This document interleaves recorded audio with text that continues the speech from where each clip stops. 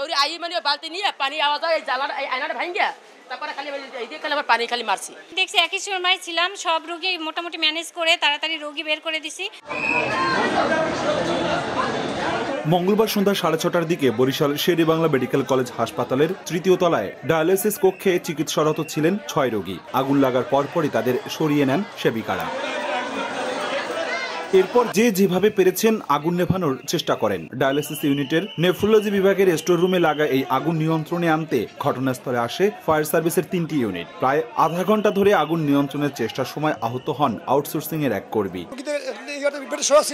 তখন আগুন শুনি, তখন ফায়ার ছোট বোতল পাইছি, বোতল দিয়ে গ্লাস ভাঙিয়া আগে ফায়ারগুলো 10টা বোতল মারছি। আই মানে বালতি নিয়ে পানি আওয়াজ হয় জ্বালার আয়নাটা ভাঙিয়া তারপরে খালি এই দিয়ে খালি আবার পানি খালি মারছি। দেখছি একই সময় ছিলাম, সব রোগী মোটামুটি ম্যানেজ করে তাড়াতাড়ি রোগী বের করে দিছি। হাসপাতাল কর্তৃপক্ষের ধারণা বৈদ্যুতিক শর্ট সার্কিট থেকে আগুনের সূত্রপাত। তবে গণপূর্ত বিভাগ পরিদর্শন করে জানিয়েছে বিদ্যুৎ বক্স পুরোপুরি অক্ষত আছে। পুড়ে ছাই হয়েছে মূল্যবান নথি ও দামি সরঞ্জাম। নগদে 500 টাকা বা তার বেশি পেমেন্টে পেতে পারেন ঢাকায় জমিসহ 20 কোটি টাকার পুরস্কার। আমাদের মূল যে আগুনের সূত্রপাত জানলার পাশ দিয়ে যেটা হয়েছে, ওখানে আমাদের ইলেকট্রিকের কোনো লাইন টেন কোনো কিছু নেই, কোনো আউটলেট নেই, কোনো পাওয়ার নেই, কোনো ইলেকট্রিসিটি সিস্টেমই ওখানে নাই। আমাদের মূল যে electrical power system, distribution system, এটা সম্পূর্ণ সুরক্ষিত আছে।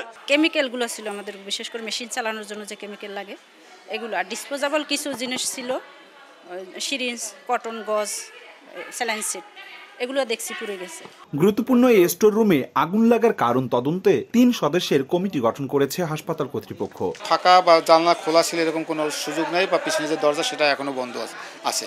তো আমরা দেখবো আসলে কোত্থেকে আগুন হয়। আমরা তো অবশ্যই তদন্ত করে এবং পরবর্তীতে এই ধরনের সমস্যা না হয় সেভাবে প্রয়োজনীয় ব্যবস্থা গ্রহণ করব। 500 শয্যার এই হাসপাতালে প্রতিদিন গড়ে 2500 রোগী চিকিৎসা নেন। গত 3 মাসে 3 বার হাসপাতালটিতে অগ্নিকাণ্ডের ঘটনা ঘটল। অপূর্ব অপু, সময় সংবাদ, বরিশাল।